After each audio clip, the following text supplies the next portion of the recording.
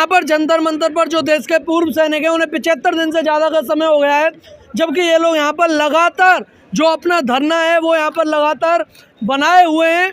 और सर, आपकी जो मांगे हैं, तमाम मांगों को लेकर आप यहाँ पर बैठे हुए हैं, आपकी जो मांगे हैं सरकार क्यों नहीं सुन रही है? कारण क्या है?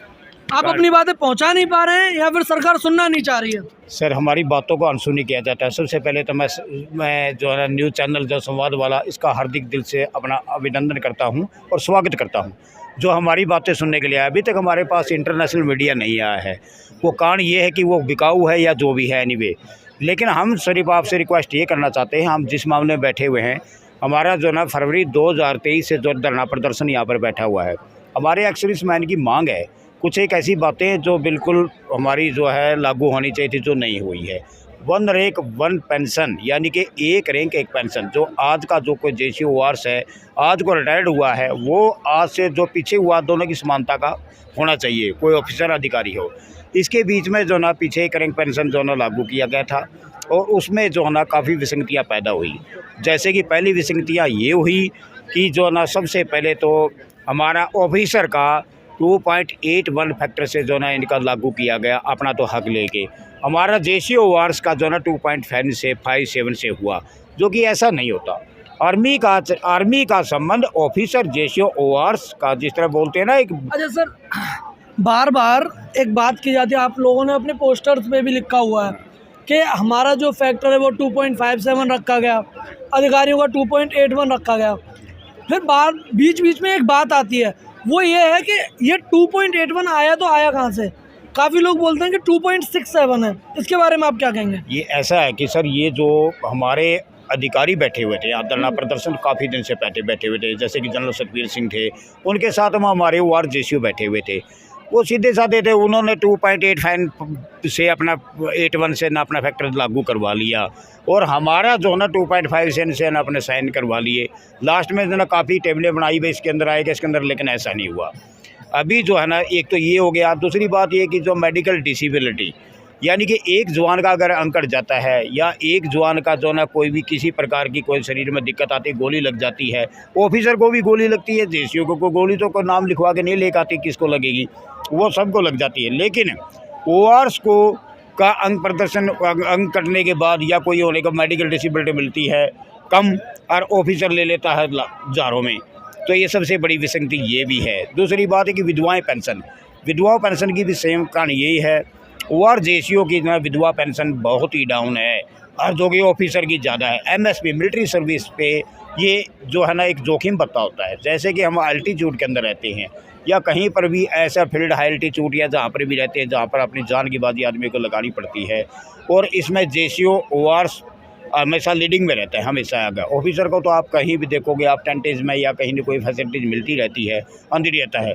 JCO वार्स का सबसे पहले जो ना अगर जाने का अगर हुक्म मिलता है या काम, आप चाहते हैं कि जैसी सिचुएशन है वो अधिकारी के लिए भी सेम है और वही सेम है जवान के लिए, तो दोनों का जो जोखिम बनता है वो बिल्कुल बराबर होना चाहिए। यही आप चाहते हैं, यही आपकी मांग है। सर, आप मुझे एक चीज़ बताइए, तमाम चीज़ें हैं, सरकार है बात नहीं सुन रही है, कारण? सुनेगी। आप लोग सक्षम ही नहीं हो सरकार तक अपनी बात पहुंचाने के लिए। सर, सुनेगी तो तब, पहले आप खुद को तो सक्षम बनाइए। सक्षम हैं। हम जब शुरू में 2015 में यहाँ पर सतबीर सिंह साहब ने धरने पर बुलाया था, तो तब आए थे, और उन्होंने संख्या बल दिखाकर हमारा, और ये 3% ऑफिसर, हमारा संख्या बल 97%।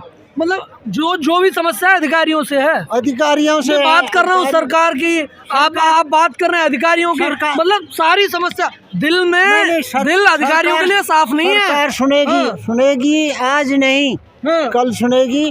सरकार वेटिंग में है कि क्या चल रहा है, वो सारी बातें वहाँ जा रही हैं। ऐसी बात नहीं, आप लोगों के माध्यम से, नहीं तो दूसरे मीडियम से हमने मांग पत्र माननीय प्रधानमंत्री, माननीय राष्ट्रपति, माननीय रक्षा मंत्री, इन सबको भेजे हैं, और एक के नहीं तो 2 के जाएंगे। ये सर, आप मुझे एक चीज़ बताइए, आप ये कह रहे हैं कि हमने वो है मांग पत्र हैं वो भेजे हैं, आप लोगों ने जो है अपने जो डिस्ट्रिक्ट हेडक्वार्टर से वहाँ पे 3 अप्रैल को भेजे, 30 अप्रैल को भेजे अपने सांसदों के माध्यम से। अगर असर होता है तो वो तो 3 अप्रैल को ही हो जाता, 30 अप्रैल की कॉल की क्या जरूरत थी?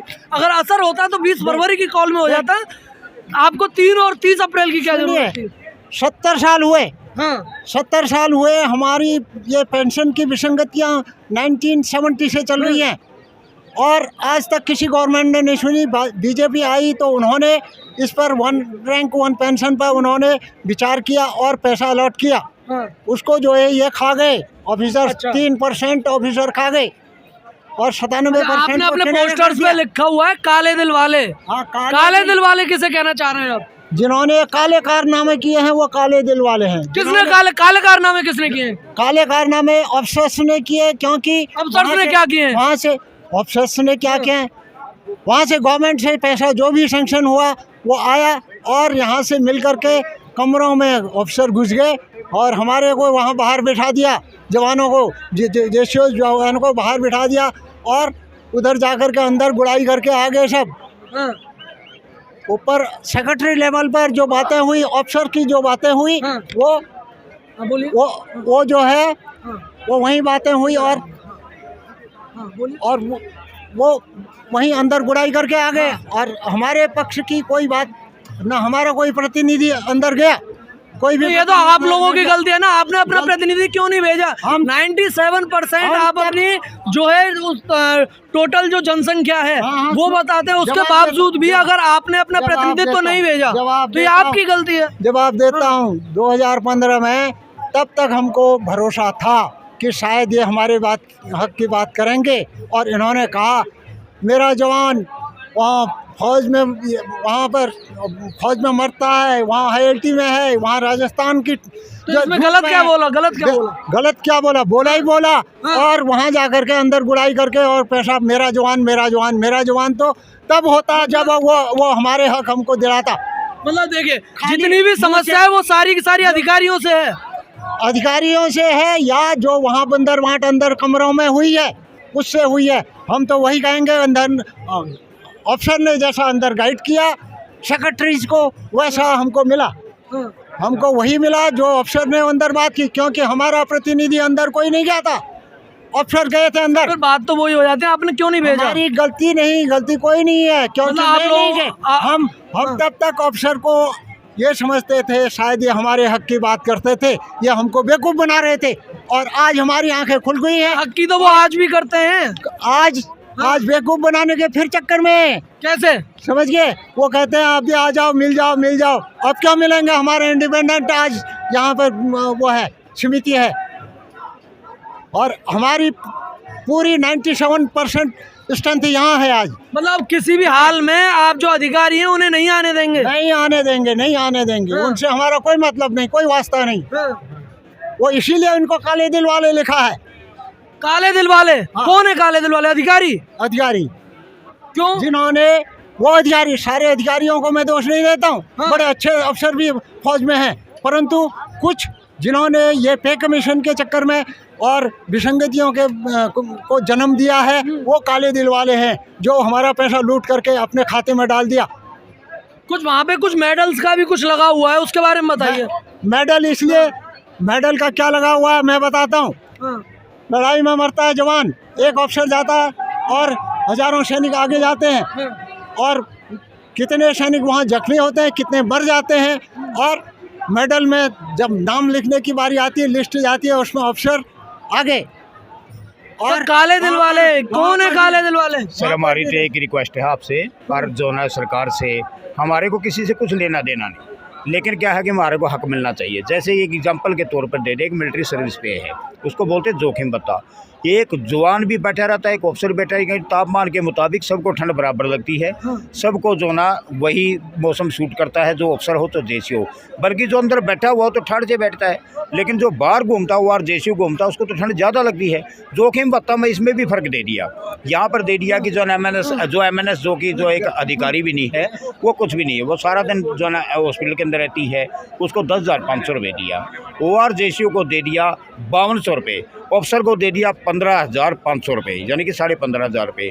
तो हमारी तो सरकार से ये रिक्वेस्ट है कि सबको जब एक चीज़ों का जोखिम बताते अच्छा सर, उम्मीद क्या है कि सरकार बात मानेगी? क्योंकि 75 दिन का समय कोई छोटा समय नहीं होता है, माननी होती तो अभी तक मान लेती। हो सकता है शायद सरकार के मन में ना हो। क्यों नहीं मानेगी सर? मानना पड़ेगा सरकार को, बिल्कुल मानना पड़ेगा। ये जितना भी मतलब वादे जब तक किए- नहीं मानेगी, जब तक आप यहीं बैठे रहेंगे चाहे कुछ भी हो जाए। हम यहाँ से नहीं उठेंगे, पूरा प्रदर्शन करेंगे, जरूरत पड़ेगी तो जो है ना गाँव में लोगों को जागरूक करेंगे। और प्रत्येक जवान, इंडिया का जवान बहुत ज़्यादा फैला हुआ है, अगर जवान रोड पे घूम गया तो सरकार को जो ना काबू करना ही मुश्किल हो जाएगा। इसलिए हमारी तो तहे दिल से रिक्वेस्ट। सर आप डिसिप्लिन वाले लोग हैं, काबू करने की तो बात है ही नहीं।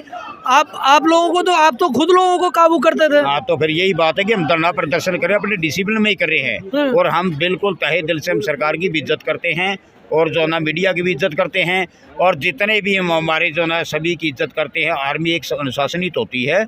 हम तो सिर्फ रिक्वेस्ट करते हैं कि इस चीज़ के ऊपर ध्यान दिए जब माननीय मोदी जी को इस चीज़ के ऊपर सोचा जाए कि जो ना भारत का जवान तो कभी जंतर मंतर के रोड के ऊपर आना ही नहीं चाहिए, उसकी पहले ही सुननी चाहिए।